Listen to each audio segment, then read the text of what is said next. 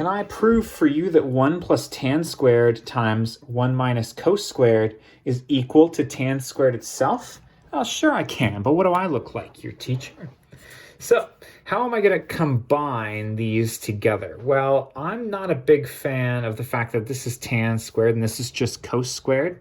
So I'm going to convert tan to sine over cos. That's this tan squared becoming sine squared theta over cos squared theta. That's still going to be multiplied by 1 minus cos squared theta. There's no fractions there, so I'm not that worried about it.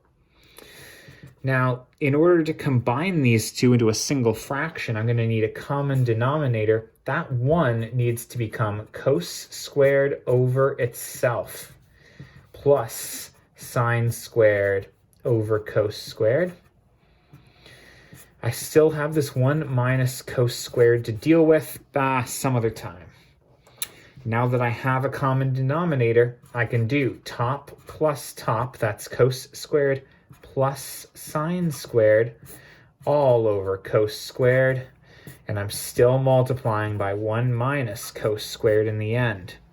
Luckily for us, cos squared plus sine squared is the same thing as 1, Pythagorean identity, over cos squared times 1 minus cos squared. I'm actually going to multiply this into the top here. 1 times all of that is 1 minus cos squared theta, all over cos squared theta. And one option that I have here is 1 minus cos squared simplifying into sine squared. That's related to the Pythagorean identity. Thankfully, sine squared over cos squared is the same as tan squared. That's the quotient identity.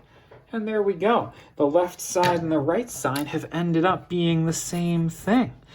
Let's celebrate with a little ls equals rs and a little therefore. 1 plus tan squared times 1 minus cos squared equals tan squared. Oh yeah, good times. Best of luck.